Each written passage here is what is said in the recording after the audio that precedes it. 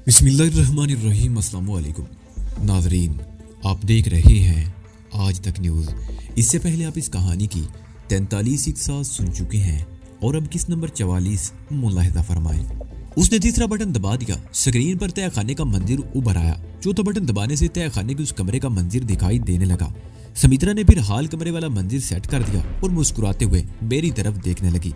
हैरत अंगेज मेरे मुंह से बेइख्तियार निकला, बैरू बहुत चालाक आदमी था। समित्रा ने कहा, वो जानता था कि किसी न किसी वक्त उसे मंदिर छोड़कर भागना पड़ेगा, इसलिए उसने तमाम इंतजाम पहले ही कर लिए थे, मगर वो इससे फायदा ना उठा सका। उसने टीवी को उसी जगह पर सेट रहने दिया और पैनल पर एक और बटन दबाते हुए बोली, ये कैमरे बहुत हसास हैं। जैसे कोई बरामदे वाले दरवाजे से अंदर दाखिल होगा, यहाँ सिग्नल नशर होना शुरू हो जाएगा। पिप पिप की आवाजें हमें बता देंगी कि कोई शख्स बंगले में दाखिल हुआ है।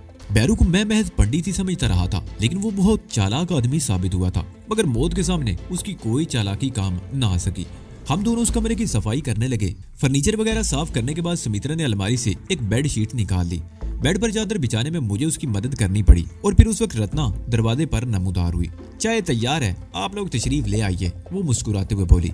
हम उसके साथ नशिशगाह में आ गए। रत्ना ने सेंट्रल टेबल और सोफे भी झाड़ दिए थे और किचन की सफाई करके चाय बनाई थी। चाय के कप मेज पर रखे हुए थे। पहली मर्तबा में सुकून से बात करने का मौका मिला था। चाय की चुस्कियां लेते हुए हम उस सूरत पर तबादला ख्याल करते रहे। मुझे सबसे ज्यादा फिक्र बेला की थी। मेरे लिए ये इंकशाफ भी बड़ा सनसनीखेज साबित हुआ कि ये सारा सेटअप उसी का था और उसने नागराज जैसे शख्स को आगे कर रखा था। दूसरे लोग नागराज के नाम ही से कांपते थे और खुद नागराज बेला के सामने भीगी बिल्ली बना हुआ था। बेला कहाँ गई होगी, ये सवाल बार बार मेरे ज़हन में उभर रहा था। मुझे उसकी हिम्मत की दाद देनी पड़ी थी। वो बड़ी सख्त जान और आहनी असाब की मालिक साबित हुई। मैंने उसके पैर के अंगूठे का नाखून उखाड़ा था और बैरू ने उसे खूनख्वार भेड़िए की तरह बम्बोड़ कर रख दिया था। उसकी हालत को देखते हुए मेरा ख्याल था कि वो कम से कम 15-20 रोज तक चलने फिरने के काबिल नहीं रहेगी, लेकिन उसने आहनी असाब और कुव्वत इरादे के बलबूते पर जो कुछ किया था वो मेरे लिए हैरत अंगेज बल्कि नाकाबिले यकीन था। और फिर जिस तरह वो दौड़ती हुई पहाड़ियों में गायब हुई थी, उसने तो मुझे और भी हैरान कर दिया था। हो सकता है वो अब भी उन पहाड़ों में कहीं पड़ी हो या किसी महफूज जगह पर पहुंच चुकी हो, लेकिन बहरहाल आज रात मुझे किसी न किसी रद्द अमल की तवक्को थी। अगर वो किसी महफूज जगह पर पहुंच गई होगी तो या तो इस वक्त निडाल पड़ी होगी या बैरू के बंगले पर हमले की तैयारी कर रही होगी। चाय पीने के बाद हम कुछ देर बातें करते रहे और फिर काम में मसरूफ हो गए। ये बंगला न जाने कितनी अरसे से बंद था। हर चीज पर गर्द की तह जमी हुई थी। रत्ना एक और बेडरूम साफ करने लगी, जबकि मैं और समित्रा उस मास्टर बेडरूम में आ गए जहाँ टीवी सेट लगा हुआ था। यहाँ बैठे बैठे बड़े इत्मीनान से दूसरे बंगले को मॉनिटर किया जा सकता था। 2 बज गए। हमने दोपहर के बाद से कुछ नहीं खाया और इस वक्त मुझे भूख लगने लगी थी। भूख का एहसास इस तरह भी हुआ कि मेरे नथनों से एक बड़ी खुशगवार महक टकरा रही थी, जैसे कहीं चावल पक रहे हो। मैंने समित्रा की तरफ देखा, वो भी नथने फैला पुचकार रही थी। क्या तुम भी वही समझ रही हो जो मैं समझ रहा हूँ? मैंने कहा, हाँ, कहीं चावल पक रहे हैं, समित्रा ने जवाब दिया। हम दोनों कमरे से बाहर आ गए। किचन से बर्तनों की आवाज सुनाई दे रही थी। हम दोनों वहां पहुंचे तो किचन में मौजूद रत्ना हमारी तरफ देखकर मुस्कुरा दी। वो पतीली में उबाले जाने वाले चावल पिसाने के लिए एक छिलने में डाल रही थी और फिर तकरीबन आधे घंटे बाद हम तीनों बैठे दाल चावल खा रहे थे। मुझे राधा बड़ी शिद्दत से याद आ रही थी। मैं कई रोज उसके साथ काठी में रहा था और हम दाल चावल ही खाते रहे थे और आज दाल चावल ने उसकी याद दिला दी थी। खाने से निपट कर हम तीनों उस कमरे में आ गए जहाँ टीवी मॉनिटर सेट रखा हुआ था। वो बेड इतना बड़ा था कि 2 तो क्या 4 आदमी भी बड़े इत्मीनान से सो सकते थे। हम तीनों बेड पर बैठ गए। आज रात जो कुछ हुआ था और होने वाला था उसके पेश नजर नींद आने का तो सवाल ही पैदा नहीं होता था। समित्रा ने दूसरा टीवी ऑन कर दिया और VCR पर एक हिंदी फिल्म लगा दी और आवाज हल्की ही रखी। फिल्म नहायत बेहुदा और वाहियात थी। जूम एनी डायलॉग और जज्बात बरंगीख्ता कर देने वाले हयात सोज मनाजर। रत्ना मेरे दाईं तरफ बैठी हुई थी। जब भी कोई ऐसा मंजिर आता वो मुझे चुटकियां काटने लगती। फिल्म देखते हुए मेरी नजरें बार बार सामने शेल्फ पर रखे हुए मॉनिटरिंग सेट की तरफ उठ जाती, लेकिन स्क्रीन पर सिर्फ एक ही मंदिर था। बरामदे का बिड़ा हुआ दरवाजा नजर आ रहा था। मैं जानता था कि जैसे ये दरवाजा खुलेगा और कोई अंदर दाखिल होगा तो सेट पर सिग्नल नशर होना शुरू हो जाएंगे, मगर खामोशी रही। 4 बज रहे थे। फिल्म चलती रही। रत्ना बेड पर आड़ी तिरछी पड़कर सो गई। समित्रा जाग रही थी। उसकी आंखें सुर्ख थी, मगर मेरी तरह वो भी जागती रहना चाहती थी। उसे भी किसी गैर मामूली वाक़े के रूनुमा होने की तवक्को थी। रात का आखिरी पैर भी अपने इख्तिताम की तरफ रेंग रहा था। वक्त की रफ्तार जैसे थम गई हो, एक एक लम्हा सदियां बनकर बीत रहा था। मुझे कमरे में बैठे बैठे घुटन सी महसूस होने लगी। मैं उठकर नशिशगाह में आ गया और एक खिड़की का पर्दा सिरका दिया। बाहर धुंधला सा उजाला फैलने लगा था। मैं दरवाजा खोलकर बाहर आ गया और बरामदे में रखी हुई एक गर्द आलूद कुर्सी पर बैठ गया। यहाँ से मैं दूसरे बंगले के गेट पर भी निगाह रख सकता था। ताज़ा और ठंडी हवा बड़ी भली लग रही थी। कुछ देर तक तो मैं मौसम की खुशगवारियत से लुत्फ अंदोज होता रहा। फिर मेरे असाब मुजमहल होने लगे। रात भर का जागा हुआ था, आंखों में शदीद जलन हो रही थी। आंखें खुली रखने की कोशिश के बावजूद नींद के झोंके थपकियां दे रहे थे। मेरे लिए अब वहां बैठे रहना नामुमकिन हो गया और मैं उठकर अंदर आ गया। फिल्म खत्म हो चुकी थी या वैसे ही टीवी बंद कर दिया गया था। सुमित्रा भी रत्ना के करीब आड़ी तिरछी सो रही थी। बेड पर अगरचे बहुत जगह थी, मगर मैंने वहां लेटना मुनासिब नहीं समझा और दीवार के करीब पड़े हुए कोच पर लेट गया। मैंने आखिरी बार मॉनिटरिंग सेट की तरफ देखा और फिर मेरी आंखें बंद होती चली गई। मेरी आंख खुली तो उस वक्त 11 बज रहे थे। सुमित्रा और रत्ना अब भी गहरी नींद सो रही थी। मेरी नींद पूरी नहीं हुई थी, दिमाग में सनसनाहट सी हो रही थी, लेकिन मैं उस वक्त उठ जाना ही मुनासिब समझ रहा था। सबसे पहले मेरी नजर मॉनिटरिंग सेट की तरफ उठ गई, मगर वहां एक ही मंदिर था और वो थी खामोशी। मैं कोई से उठकर बाथरूम में घुस गया और कपड़े उतार कर शावर के नीचे खड़ा हो गया। ठंडे यख पानी से जिस्म पर कप कपी सी तारी हो गई, लेकिन उसका यह फायदा जरूर हुआ कि मेरी सारी सुस्ती और कायली दूर हो गई। मैं बाथरूम से निकला तो वो दोनों अब भी सो रही थी। मैं किचन में आ गया और मतलूबा चीजें तलाश करके चाय बनाने लगा। मैं चाय लेकर बरामदे में कुर्सी पर बैठ गया। ये बंगला चूंकि पहाड़ी के दामन में था, इसलिए सड़क से किसी कदर बुलंदी पर था। यहाँ से सड़क भी साफ नजर आती थी। इक्का दुक्का गाड़ियां आती हुई दिखाई दे रही थी। मैं कुर्सी पर इस तरह बैठा था कि सड़क की तरफ से अगर कोई मुझे देख भी ले तो उसे मेरा चेहरा नजर ना आ सके। बैरू वाले बंगले का बरामदा भी वहां से साफ नजर आ रहा था। पोर्च में सफेद टोयोटा खड़ी थी। किसी जीरू की मौजूदगी के आसार दिखाई नहीं दे रहे थे और मुझे इस बात पर हैरत थी कि बेला ने अभी तक कोई कार्रवाई क्यों नहीं की थी। कहीं ऐसा तो नहीं है कि वो अब भी पहाड़ियों में कहीं बेहोश पड़ी हो। गुज़िश्ता रात उसकी हालत वाकई बड़ी खराब थी। उसने शदीद जख्मी हालत में इतनी ज्यादा भागदौड़ तो कर ली थी, मगर आखिर में उसकी हिम्मत जवाब दे गई होगी और कहीं गिर कर बेहोश हो गई हो। ये भी मुमकिन था कि वो किसी तरह अपने किसी महफूज ठिकाने पर पहुंच गई हो और किसी और को नागराज के अंत के बारे में बता दिया हो, मगर बैरू के इस बंगले के बारे में कुछ ना बताया हो। नागराज और उसका पूरा रैक्ट खत्म हो चुका था। बैरू के बंगले में करोड़ों की दौलत थी और किसी और के इसमें हिस्सादार बनाने की जरूरत नहीं थी। ये बात दिल को लगती थी। हो सकता है बेला ने यही सोचा हो और अब वो इस बंगले पर कब्जा करने के लिए किसी मुनासिब वक्त का इंतजार कर रही हो। रात को अपनी हालत के पेश नजर उसे मौका नहीं मिला था। आज दिन में या रात को कोई कार्रवाई करे। बहरहाल मैंने अपना सारा इंतजाम कर लिया था। मुझे बैरू की दौलत से कोई दिलचस्पी ना थी। मेरा मिशन पूरा हो चुका था और अब मुझे यहाँ से निकलना था। मिठू राम और मधु गुज़िश्ता रात ही जा चुके थे। मैंने सोचा कि उन्हें कुछ रकम दे दूं, लेकिन किसी मुमकिन गड़बड़ के पेश नजर रास्ते ही से वो रुखसत हो गए थे। जाहिर है जान से ज्यादा प्यारी कोई चीज ना थी। रत्ना को मैं अपने साथ ले जाना चाहता था। मेरा मंसूबा शुरू ही से ये था कि रत्ना के साथ मशरकी पंजाब की तरफ निकल जाऊंगा और वहां किसी महफूज जगह से सरहद पार करके पाकिस्तान में दाखिल हो जाऊंगा। सुमित्रा के बारे में मैं ज्यादा परेशान नहीं था। वो शायद यहीं रहना पसंद करेगी। मैं बरामदे में कुर्सी पर बैठा यही सब कुछ सोच रहा था कि रत्ना दरवाजे में नमूदार हुई। मुझे देखकर वो दोबारा अंदर चली गई और मैं भी उठकर अंदर आ गया। वो पूरा दिन इसी तरह गुजर गया। मैं कभी कमरे में मॉनिटरिंग सेट को देखता और कभी बरामदे में आकर बैठ जाता, मगर सूरत-ए-हाल में कोई तब्दीली नहीं हुई थी। वो दूसरा दिन था। हमारा ये दिन भी मकान की सफाई सुथराई करते हुए गुजर गया। इसी दौरान भी हम तीनों बारी बारी साथ वाले बंगले पर निगाह रखे रहे थे, मगर सूरत-ए-हाल जूं की तू थी। रात खाने के बाद भी हम देर तक बेलाई के बारे में बातें करते रहे थे। रत्ना का ख्याल था कि नागराज की मौत के बाद वो डर गई थी और अब शायद कभी इधर का रुख ना करे, लेकिन मेरा ख्याल मुख्तलिफ था। बेला को मैं बहुत अच्छी तरह समझ चुका हूँ। मैंने कहा वो आसानी से शिकस्त मानने वाली नहीं है। नागराज तो खतरनाक था ही, बेला उससे भी ज्यादा खतरनाक है सुमित्रा। मैंने उसकी तरफ घूम कर कहा, तुमने तो देखा था वो नागराज से किस तरह बात कर रही थी, जैसे वो कोई उसका बहुत ही अदना गुलाम हो। और बेला ने कहा था कि यह सारा मंसूबा उसी का है। नागराज तो महज शो पीस के तौर पर आगे बढ़ा हुआ है। हाँ, बेला को ये कहते हुए मैंने भी सुना था, सुमित्रा ने कहा, और मैं पूरे यकीन से कह सकता हूँ कि इस मंसूबे की तकमील के बाद नागराज को भी कत्ल कर दिया जाता। बेला ने जिस तरह नागराज जैसे शख्स को काबू में किया हुआ था, उससे अंदाजा लगाया जा सकता था कि वो किस कदर खतरनाक है। वो आसानी से शिकस्त नहीं मान सकती। मुझे यकीन है कि वो पलटकर हमला जरूर करेगी। मेरा मतलब है दूसरे बंगले पर, मैंने कहा, और फिर एक और ख्याल के तहत सुमित्रा की तरफ देखते हुए बोला, क्या ये मुनासिब ना होगा कि आज रात तय खाने से कुछ और चीजें निकाल ली जाएं? अगर बेला ने बंगले पर कब्जा कर लिया तो सब कुछ तुम्हारे हाथ से निकल जाएगा। तुम्हारे पास इतना कुछ तो होना चाहिए कि यहाँ से कहीं और चली जाओ तो आराम से जिंदगी गुजार सको। तुम्हारा मतलब है तुम यहाँ से जाने के लिए पर तोल रहे हो? सुमित्रा ने मुझे घूरा। फौरी तौर पर नहीं, मैंने जवाब दिया। चंद रोज सूरत-ए-हाल का जायजा लूंगा और तुम्हारा कोई मुनासिब बंदोबस्त करके ही जाऊंगा, ताकि बाद में तुम्हें कोई परेशानी ना हो और तुम आराम से जिंदगी गुजार सको। इसलिए मैं सोच रहा हूँ कि आज रात वहाँ से कुछ और चीजें निकाल ली जाएं। और फिर उस रात 1 बजे के करीब हम तीनों बैरू वाले बंगले के तय खाने में मौजूद थे। सुमित्रा ने स्विच बोर्ड का कवर हटाकर उस कमरे के सामने की दीवार भी हटा दी। मैंने नकद रकम एक बड़े थैले में भर ली। सुमित्रा और रत्ना अपने लिए जेवरात छानने लगी। एक से बढ़कर एक कीमती जेवरात मौजूद थे और शायद उनके लिए इंतखाब मुश्किल हो रहा था। बहरहाल उन्होंने भी एक थैले में अच्छे खासे जेवरात भर लिए। तकरीबन 1.5 घंटे बाद हम वहां से वापस लौटे थे। वो रकम मैंने एक अलमारी में रख ली। जेवरात में से सिर्फ 2 सेट रत्ना ने अपने पास रखे और बाकी सुमित्रा के हवाले कर दिए। सुमित्रा ने अपनी पसंद की एक खूबसूरत नेकलेस जबरदस्ती उसे दे दिया। मैं दिल ही दिल में मुस्कुरा रहा था। जेवर औरत की सबसे बड़ी कमजोरी होती है और यहाँ ये दोनों खवातीन बड़ी फराख दिली का मुजाहरा कर रही थी। उसकी वजह शायद ये थी कि ये माल मुफ्त था और यहाँ इसकी कमी भी नहीं थी। वो रात भी खैरियत से गुजर गई। हम बाहर के हालात से बिल्कुल बेखबर थे। अब 3 दिन हो चुके थे और मेरे लिए बाहर के हालात का जानना बहुत जरूरी था। और फिर उस रोज मैंने बाहर निकलने का फैसला कर लिया। सुमित्रा और रत्ना को पता चला तो वो दोनों भी तैयार हो गई और फिर ये प्रोग्राम बना कि वो दोनों अलग जाएंगी और मैं अलग। लेकिन हम लोग एक दूसरे से दूर नहीं रहेंगे। सुमित्रा और रत्ना ने राजस्थानी लिबास पहना और चेहरों पर इस कदर बूढ़ा मेकअप किया था कि उनके उलिये बिगड़ कर रह गए थे।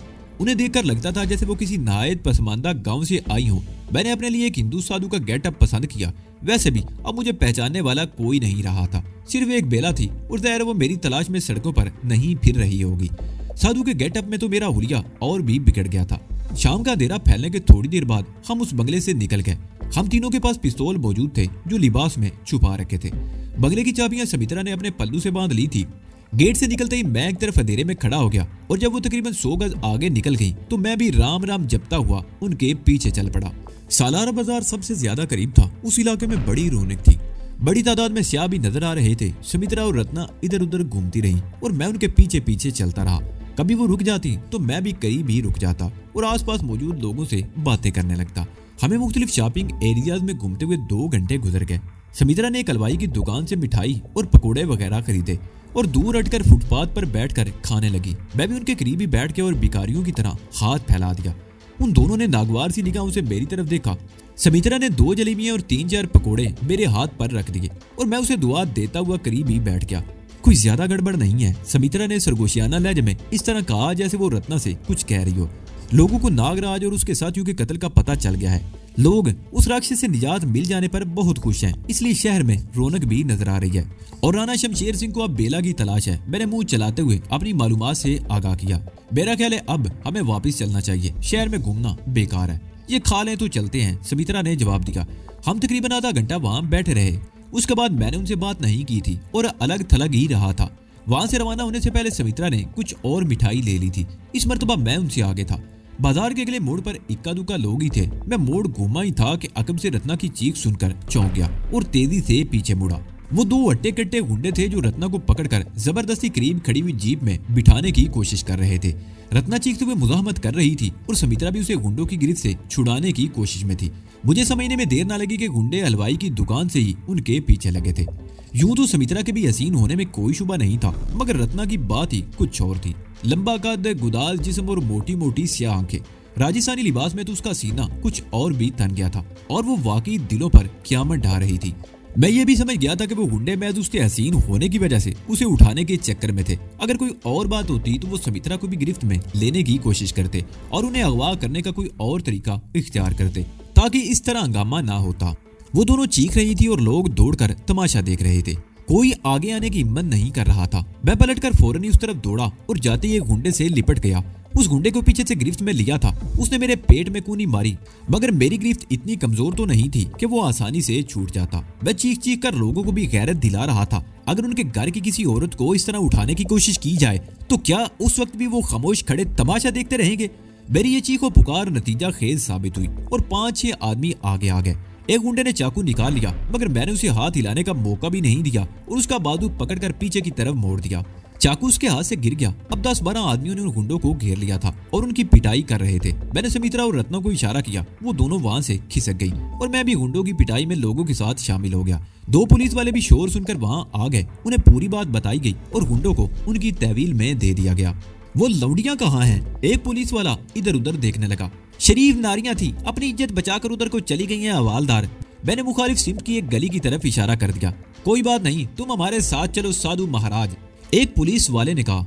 इनके खिलाफ रपट लिखवाने के लिए किसी की जरूरत तो होगी। हमको इन फसाद दंगा से अलग रखियो महाराज। मैंने हाथ जोड़ दिए।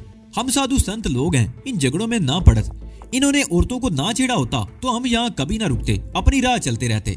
हाँ, स्वामी जी को भी साथ ले जाओ हवालदार जी, एक आदमी ने कहा। दूसरे लोगों ने भी तायद की और मेरे देवता खुश कर गए। लेकिन बहरहाल उस आदमी को भी साथ ले लिया गया जिसने मुझे साथ ले जाने को कहा था। मैं पहली बार थाने में आया था। यहाँ एक से एक गाग पुलिस वाला था। मुझे अंदेशा था कि ऊट पटांग किस्म के सवालात ना शुरू कर दिए जाएं या किसी को मुझ पर कोई शुबा ना हो जाए। तकरीबन 1.5 घंटे बाद उन गुंडों के खिलाफ रिपोर्ट लिख ली गई। मुझसे नाम पता पूछा गया तो मैंने बड़े इत्मीनान से एक आश्रम का पता लिखवा दिया और फिर थाने के गेट से निकलते हुए मैंने इत्मीनान का सांस लिया। मैंने ये भी सोच लिया था कि सुमित्रा और रत्ना घर पहुंच गई होंगी और मुझे देर हो जाने पर परेशान हो रही होंगी। लेकिन थाने से निकलकर दूसरी गली का मोड़ घुमा ही था कि 2 एवले अचानक ही तारीकी से निकलकर मेरे सामने आ गए और मैं उछल पड़ा। वो सुमित्रा और रत्ना थी। तो तुम मारे हैरत के मेरे मुंह से बात ठीक से निकल ही नहीं रही थी। तुम्हें छोड़कर हम कैसे जा सकती हैं? रत्ना ने मुस्कुराते हुए कहा। अब जल्दी से यहाँ से निकल चलो, अगर कोई पुलिस वाला इस तरफ आ गया तो गड़बड़ हो जाएगी, मैंने कहा। हम तेजी से गली में चलते रहे। 2-3 गलियां घूमकर हम सड़क पर आए और फिर आधे घंटे बाद हम अपने ठिकाने पर पहुंच चुके थे। कम वक्त ने ऐसी चुटकी काटी थी कि बोटी नुच गई। रत्ना कहते हुए अपने बाएं बाजू को देखने लगी। उसके बाजू पर नील पड़ गया था और उसने गागरा और बगैर आस्तीन की चोली पहन रखी थी। ना सिर्फ बाजू बल्कि कमर भी बरहना थी। कपड़ा सिर्फ चोली के अगले हिस्से पर था। कमर पर सिर्फ आधा इंच चौड़े 2 फीते थे। घर पहुंचकर भी उन दोनों में से किसी ने लिबास नहीं बदला, अलबत्ता चुनरियां भी उतार कर फेंक दी थी। मैं कभी एक की तरफ देखता और कभी दूसरी की तरफ। बाद औक़ात तो मेरे दिल की धड़कन इस कदर तेज हो जाती कि मुझे सांस लेना दुश्वार हो जाता। इस वक्त 11 बज चुके थे। सुमित्रा मेरे साथ बैठी रही और रत्ना किचन में घुस गई। सुमित्रा ने जो मिठाई खरीदी थी वो गुंडों से हाथापाई के दौरान भी महफूज थी, जिसे अब सुमित्रा ने एक प्लेट में निकाल लिया। 12 बजे के करीब हमने खाना खाया और फिर बरामदे में कुर्सियों पर बैठ गए। ताज़ा हवा अच्छी लग रही थी। हम शहर के हालात पर ही तबसरा करते रहे। नागराज की मौत के बाद लोगों ने वाकई ही सुख का सांस लिया था। लोग तो यही समझते रहे थे कि वो एक गुंडा और बदमाश था जिसने शहर वालों का जीवन दो भर कर रखा था और उसकी मौत पर उन्होंने सुख का सांस लिया था। लेकिन अंदर की कहानी उन्हें मालूम नहीं थी। उन्हें क्या मालूम कि नागराज की मौत से उनकी सरकार को कितना नाकाबिले तलाफी नुकसान पहुंचा था। सरकार के कैसे कैसे मंसूबे खाक में मिल गए थे। बेला की गुमशुदगी हमारे लिए हैरत अंगेज थी। अब मुझे ये अंदाजा लगाने में दुश्वारी पेश नहीं आई थी कि वो जख्मी ही थी। उस रात भागदौड़ की वजह से उसकी तबीयत ज्यादा खराब हो गई थी और वो कहीं दुबक कर बैठी हुई थी। हम तकरीबन 1 घंटे तक बरामदे में बैठे रहे और फिर अंदर आ गए। सुमित्रा ने दरवाजा लॉक कर दिया और हम मास्टर बेडरूम में आ गए। कमरे में आते ही सुमित्रा ने वीडियो फिल्म लगा दी, जिससे मुझे अंदाजा हुआ कि उन दोनों का सोने का अभी कोई इरादा नहीं था। फिल्म में वही बेहूदगी और बेहयाई के मनाजिर थे। बाद मनाजिर देखकर सुमित्रा और रत्ना एक दूसरे को चुटकियां काटने लगी। इंडियन फिल्मों में कोई कहानी नहीं होती, मैं बेहयाई की वजह ही से ये फिल्में चलती हैं। 2 बजे के करीब पिप पिप की आवाज सुनकर हम तीनों उछल पड़े और तीनों ने बैक वक्त घूमकर मॉनिटरिंग सेट की तरफ देखा। पैनल पर एक सुर्ख बत्ती स्पार्क कर रही थी। सुमित्रा छलांग लगाकर पैनल के करीब पहुंच गई और एक बटन दबाकर लीवर को आहिस्ता आहिस्ता हरकत देने लगी। मैं मॉनिटरिंग सेट की तरफ देखने लगा। बैरू के बंगले के बरामदे के दरवाजे का मंदिर नजर आ रहा था। दरवाजा आहिस्ता आहिस्ता खुला और स्क्रीन पर जो चेहरा दिखाई दिया वो मेरे लिए हैरत अंगेज था। वो अमृत ठाकरे था और उसके बाद जो चेहरा स्क्रीन पर नजर आया उसने तो मुझे उछलने पर मजबूर कर दिया। वो मधु थी। सुमित्रा लीवर को हरकत देकर कैमरे को फोकस कर रही थी और स्क्रीन पर उन चेहरों को देखकर मेरे दिल की धड़कन तेज होती जा रही थी। मधु को अमृत ठाकरे के साथ देखकर मेरे जिस्म पर चिंटियां सी रेंगने लगी। दिमाग में धमाके हो रहे। अब ये बात मेरी समझ में आ गई थी कि उस रात नागराज को ठिकाने लगाने के बाद वापस आते वो दोनों रास्ते में क्यों उतर गए थे। खंडर के तह खाने में मिठू राम और मधु कुछ देर के लिए एक दूसरे के करीब रहे थे। हो सकता है इसी दौरान मौका पाकर मधु ने मिठू राम को बैरू के खजाने के बारे में बता दिया हो। बैरू अब जहन्नुम में पहुंच चुका था। उस खजाने का कोई वारिस नहीं था। वो उसका हो सकता था जो उस पर कब्जा कर ले। मिठू राम ये भी जानता था कि नागराज और अमृत ठाकरे के अलावा और भी बहुत से लोग वो दौलत हासिल करना चाहते थे। मधु से बैरू के कत्ल का सुनने के बाद हो सकता है बिट्टू के ज़हन में भी कोई ऐसा ख्याल आया हो और मधु को साथ लेकर रास्ते में उतर गया कि रात किसी महफूज जगह पर गुजारने के बाद सुबह सवेरे ही इस शहर से निकल जाएंगे। मिठू राम को अमृत ठाकरे के बारे में कुछ मालूमात हासिल होंगी। उसने ठाकरे से राब्ता किया। 2-3 दिन मंसूबाबंदी में लगे होंगे और आखिरकार वो अमृत ठाकरे को लेकर यहाँ पहुँच गए। उनकी रहनुमाई मधु ही ने की होगी।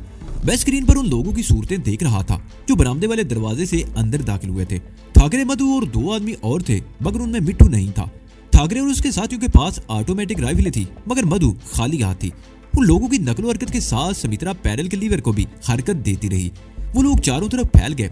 समित्रा लीवर को कभी एक तरफ घुमाती कभी दूसरी तरफ। स्क्रीन पर हाल कमरे के मुख्तलिफ मनाजर उभर रहे थे और आखिरकार उस रायदारी का मंदिर हमारे सामने आ गया जिसमें पंडित बैरू वाला कमरा था। उसके सामने वाली लैन में 2 कमरे और थे। उस लीवर का ताल्लुक उस इलेक्ट्रॉनिक टीवी कैमरे से था जो हाल में किसी जगह लगा हुआ था और समित्रा उस लीवर के जरिए उसके जाविये तब्दील कर रही थी। अब रायदारी का मंदिर दिखाई दे रहा था जहां अमृत ठाकरे मधु के साथ खड़ा था। ठाकरे के दूसरे साथी सामने वाले कमरों में घुस गए। चंद सेकंड बाद वो भी सामने आ गए। ठाकरे ने उन्हें इशारा किया। एक तो राइफल ताने वहीं खड़ा रहा और दूसरा हाल की तरफ चला गया। मधु ने ठाकरे की तरफ देखते हुए बैरू वाले कमरे की तरफ इशारा किया। ठाकरे ने दरवाजे पर जोरदार ठोकर मारी। दरवाजा खुल गया। समित्रा ने जल्दी से पैनल पर एक और बटन दबा दिया। अब बैरू के कमरे में लगे हुए कैमरे ने काम शुरू कर दिया था और स्क्रीन पर कमरे के अंदर की तरफ दरवाजे का मंजर दिखाई देने लगा। सामने मधु और ठाकरे खड़े थे। ठाकरे बहुत मोहतात अंदाज में राइफल लेकर अंदर दाखिल हुआ और जब मधु अंदर दाखिल हुई तो मैं चौंक सा गया। इसे जरा फोकस में रखो और क्लोज अप में लो, मैंने समित्रा से कहा। समित्रा ने मधु को फोकस में रखते हुए लीवर पर एक नन्हा सा बटन दबा दिया। मधु का चेहरा स्क्रीन पर फैलता चला गया। ये देखो, मैंने समित्रा को मुतवज्जो किया। क्या मधु के चेहरे से ऐसा नहीं लगता जैसे इसे इसकी मर्जी के खिलाफ यहाँ लाया गया है, इससे जबरदस्ती कोई काम लिया जा रहा हो। समित्रा गौर से मधु के चेहरे को देखने लगी। रत्ना भी उठकर करीब आ गई। वो भी भरपूर तवज्जो से स्क्रीन पर मधु के चेहरे को देख रही थी। इनके साथ मिट्ठू राम भी नहीं है, मैंने कहा। पहले मधु को इनके साथ देखकर मैं ये समझा था कि इसने हमारे साथ गद्दारी की है और बैरू की दौलत के लिए वो और मिट्ठू राम ठाकरे से जा भी ले हैं। मगर मधु के चेहरे को देखकर लगता है कि सूरत-ए-हाल कुछ और है। मैं ऐसा नहीं समझती, समित्रा ने कहा। मैंने पहले ही कहा था कि ये लोग काबिले एतमाद नहीं है। इन पर उसी हद तक भरोसा किया जाए जिसके ये अहल है। दौलत में बड़ी कशिश होती है। बैरू मर चुका है और हर शख्स उसकी दौलत हासिल करना चाहता है। मधु मिट्ठू राम ने भी ठाकरे के साथ मिलकर इस दौलत को उड़ाने का मंसूबा बना लिया होगा। मधु का उन लोगों को यहाँ तक ले आना मेरी बात का सबूत है। नहीं समित्रा, मैंने कहा, उन्होंने हमेशा हमारा साथ दिया है। शक्तिलाल पांडे और उनके कई साथियों ने हमारे लिए अपनी जानें दे दी हैं। मधु भी कई मरतबा अपनी जान की बाजी लगा चुकी है। वो किसी भी वक्त मौत का शिकार हो सकती है। उन लोगों के दिलों में इस दौलत का लालच होता तो बड़ी आसानी से हमें खत्म कर सकते थे, मगर ऐसा नहीं हुआ। और अब जबकि मधु ये जानती है कि बेला जैसी खतरनाक औरत फरार हो चुकी है, बेला हमारे इस ठिकाने से वाकिफ है, वो किसी भी वक्त हल्ला बोल सकती है। ऐसी सूरत में उधर का रुख करना हमाकत ही होगी। नहीं समित्रा, मामला वो नहीं जो तुम समझ रही हो। मधु के चेहरे पर खौफ के तासरात कुछ और कहानी सुना रहे हैं। मुझे विश्वास नहीं होता, समित्रा ने कहा। मेरे कहने पर वो एक बार फिर लीवर को हरकत देने लगी। कैमरे का जाविया बदलने लगा। अमृत ठाकरे बेडरूम में इधर उधर घूम रहा था जैसे उसे किसी चीज की तलाश हो। उसने बैरू की अलमारी खोल दी और उसमें भरे हुए कपड़े और दूसरी चीजें निकालकर नीचे फेंकना शुरू कर दी और फिर ड्रेसिंग टेबल की दराजें खोलकर देखने लगा। कैमरा उसके साथ साथ हरकत कर रहा था। ठाकरे मधु के सामने खड़ा हो गया। उनके हरकत करते हुए होंठ बता रहे थे कि वो आपस में कोई बात कर रहे थे। क्या इस कैमरे में साउंड सिस्टम नहीं है, मैंने समित्रा से पूछा। ओह, मुझे इसका ख्याल ही नहीं रहा था, समित्रा ने कहा और पैनल पर सफेद रंग का एक बटन दबा दिया। उसके साथ ही टीवी सेट पर ठाकरे की आवाज सुनाई देने लगी। यहाँ तो कोई नहीं है, कहाँ गए वो लोग? मैं क्या कह सकती हूँ, मधु ने जवाब दिया। बेला मंदिर वाले खंडरों से भाग गई थी। उसे इस जगह का मालूम है। हो सकता है वो लोग उसके खौफ से यहाँ से भाग गए हों। और तय खाने का रास्ता कहाँ है, ठाकरे ने पूछा। उस बाथरूम के अंदर, मधु ने इशारे से बताया। अमृत ठाकरे बाथरूम का दरवाजा खोलकर अंदर दाखिल हो गया। मधु अपनी जगह पर खड़ी रही। ठाकरे कैमरे की निगाह से ओझल हो गया। समित्रा ने कुछ देर तक मधु को फोकस में रखा, फिर लीवर को आहिस्ता आहिस्ता हरकत देने लगी। अब कमरे के दरवाजे पर एक और आदमी नजर आ रहा था। उसने दोनों हाथों में राइफल थाम रखी थी और वो इस तरह खड़ा था कि कमरे के अंदर और बाहर रायदारी पर भी निगाह रख सकता था। चंद मिनट बाद ठाकरे की आवाज सुनकर समित्रा ने कैमरे का जाविया बदल दिया। ठाकरे बाथरूम से निकल आया था और बड़ी खूनख्वार नजरों से मधु की तरफ देखते हुए कह रहा था, तय खाने का रास्ता किधर है छोकरी? उसी बाथरूम में है, मधु ने जवाब दिया। उसके लहजे में खौफ की झलक नुमाया थी। वो लोग उसी बाथरूम में से तय खाने में जाते थे। मैं तय खाने में कभी नहीं गई, ना ही मुझे ये मालूम है कि वो रास्ता कैसे खोला जाता है। ये थी भी हकीकत, मधु को तय खाने के रास्ते का इल्म नहीं था। वो एक आध मरतबा बैरू के उस कमरे में तो आई थी, लेकिन बाथरूम में कभी नहीं गई थी। उसे ये तो मालूम था कि खुफिया रास्ता बाथरूम में से ही है, लेकिन उसने कभी वो रास्ता नहीं देखा था।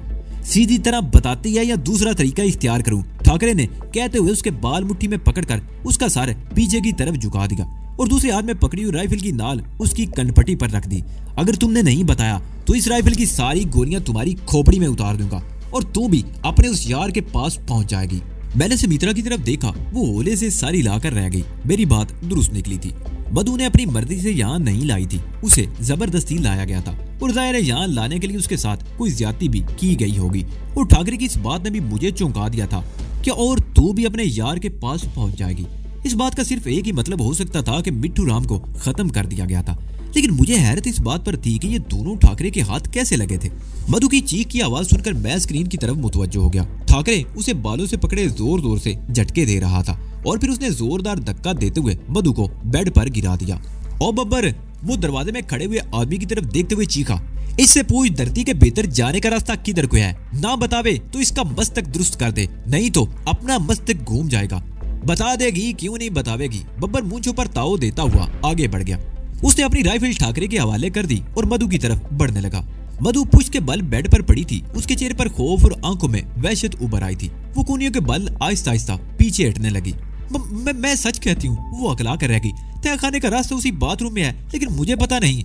बब्बर ने बेड पर छलांग लगा दी। उसने मधु को इस तरह दबोच लिया जैसे बिल्ली चूहे को दबोचती है। मधु मुजाहमत कर रही थी, बब्बर उसे बुरी तरह रगीद रहा था। एक मौके पर मधु ने बब्बर को धक्का देकर अपने ऊपर से हटा दिया और बेड से छलांग लगाकर दरवाजे की तरफ दौड़ी। उसका ऊपर का लिबास तार तार हो गया था और जिस्म बरहना हो रहा था। वो दरवाजे तक नहीं पहुंच सकी। ठाकरे ने दोनों राइफलें कुर्सी पर फेंककर मधु को दबोच लिया और उसे कालीन पर गिराकर खूनख्वार भेड़िए की तरह उसे नोचने लगा। हम टीवी पर यह अंदोनाक मंदिर देख रहे थे। मधु की चीखें हमारे कानों में गूंज रही थी, मगर हम उसकी कोई मदद नहीं कर सकते थे। और फिर दफादन टीवी के स्पीकर पर उभरने वाली फायरिंग की आवाज ने हमें चौंका दिया। यह आवाज बैरू वाले बंगले ही की तरफ से आई थी। समित्रा ने जल्दी से आल वाला कैमरा ऑन कर दिया और लीवर को हरकत देने लगी। जल्दी ठाकरे का दूसरा साथी फोकस में आ गया। वो राइफल पकड़े बदहवासी में चीखता हुआ रायदारी की तरफ दौड़ रहा था। चंद सेकंड बाद ठाकरे और बब्बर भी उस कमरे से निकल आए। ठाकरे चीख चीख कर अपने दोनों साथियों को अहकामात दे रहा था। उन तीनों ने बरामदे वाले दरवाजे के आसपास पोजीशन संभालनी थी और बाहर की तरफ फायरिंग कर रहे थे। बाहर से भी फायरिंग हो रही थी और हमारे लिए अंदाजा लगाना मुश्किल था कि बाहर से कौन लोग फायरिंग कर रहे थे। वैसे मेरे जहन में बेला का ख्याल था।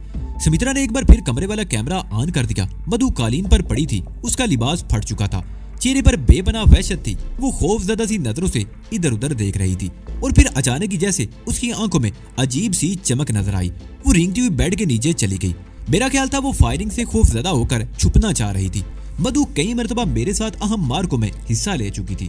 जब अफ्ताब पड़ती तो वो इस तरह खौफजदा हो जाया करती थी और अब भी वो खौफजदा होकर छुपने की कोशिश कर रही थी। लेकिन चंद सेकंड बाद ही वो रेंगती हुई बेड के नीचे से निकली तो इस मरतबा मेरी आंखों में चमक उभर आई। मधु के हाथ में कैराकोफ राइफल थी और मेरे ख्याल में ये बैरू की राइफल थी जो किसी वक्त नीचे गिर गई होगी और अब तक वहीं पड़ी थी।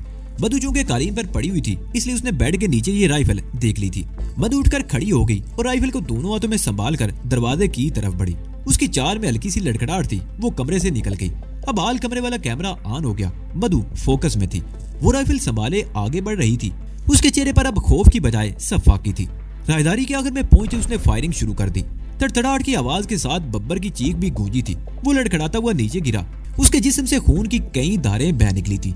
अमृत ठाकरे उसे चंद कदम के फासले पर था। उसने तेजी से मुड़कर फायर खोल दिया। कई गोलियां मधु के जिस्म में पेवस्त हो गई। वो तेवरा कर गिरी। खून उसके जिस्म से फुवारों की तरह फूट पड़ा था।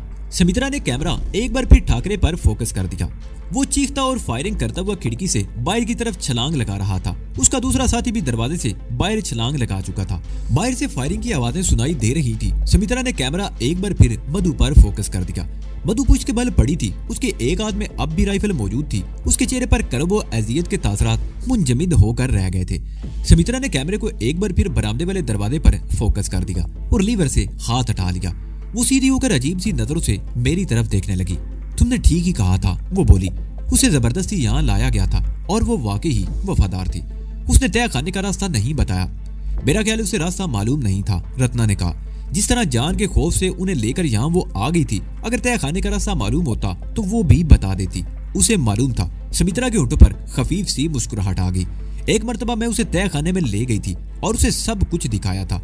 वो गन पॉइंट पर उनके साथ यहाँ तक तो आ गई थी, लेकिन उसने यहाँ आकर अपनी जान दे दी, लेकिन तय खाने का रास्ता नहीं बताया। मैं अजीब सी नजरों से समित्रा की तरफ देख रहा था। उसके चेहरे पर अफसुर्दगी के तासरात उभर आए थे। तो फिर अब मधु के बारे में तुम्हारी क्या राय है? मैंने सवालिया निगाहों से उसकी तरफ देखा। मुझे अपने ख्यालात पर शर्मिंदगी है और मधु की मौत का अफसोस, समित्रा बोली।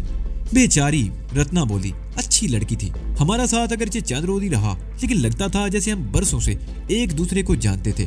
बड़ी बेतकल्लुफ हो गई थी वो हमसे, मुझे दीदी कहती थी। हाँ, अब सिर्फ अफसोस ही किया जा सकता है, मैंने गहरा सांस लेते हुए कहा। ज्यादा अफसोस इस बात का है कि हम उसे मरते हुए देखते रहे और उसकी कोई मदद न कर सके। लेकिन मुझे हैरत है कि वो ठाकरे के हाथ कैसे लगी और मिट्ठू राम कहाँ है? रत्ना ने कहा। उस रात तो मिट्ठू ने कहा था कि उसके पास एक महफूज जगह है जहाँ रात गुजार कर वो सुबह सवेरे ही कहीं चले जाएंगे। हाँ, ये मुअम्मा भी हल तलब है, मैंने कहा। रही मिट्ठू राम की बात, तो अब इस दुनिया में नहीं रहा। अभी थोड़ी देर पहले तुमने ठाकरे को कहते हुए सुना था कि वो मधु को भी उसके यार के पास पहुंचा देगा। हाँ, और मेरा ख्याल है मिट्ठू ने पहले ही मुजाहमत की होगी जिस पर उसे खत्म कर दिया गया होगा, सुमित्रा ने कहा। मैं एक बार फिर टीवी स्क्रीन की तरफ देखने लगा। वही खुले हुए दरवाजे का मंदिर दिखाई दे रहा था और फायरिंग की हल्की हल्की आवाजें सुनाई दे रही थी। बंगले के कंपाउंड में किसी जगह फायरिंग हो रही थी, लेकिन हम किसी को देख नहीं सकते थे। तकरीबन 15 मिनट खामोशी छा गई और उसके 2-3 मिनट बाद 2 आदमी दौड़ते हुए बरामदे वाले दरवाजे से अंदर दाखिल हुए। उनके हाथों में गन्ने थी, वो तेजी से इधर उधर दौड़ रहे थे। सुमित्रा बड़ी मुश्किल से बारी बारी उन्हें फोकस करने की कोशिश कर रही थी। इस भाग दौड़ से मुझे अंदाजा लगाने में दुश्वारी पेश नहीं आई कि वो इस तरह दौड़ते हुए मकान को चेक कर रहे थे। फिर उनमें से एक मधु की लाश के करीब रुक गया और दूसरा दौड़ता हुआ बाहर चला गया। 3 मिनट बाद स्क्रीन पर जो चेहरा नजर आया उसे देखकर हम तीनों ही उछल पड़े।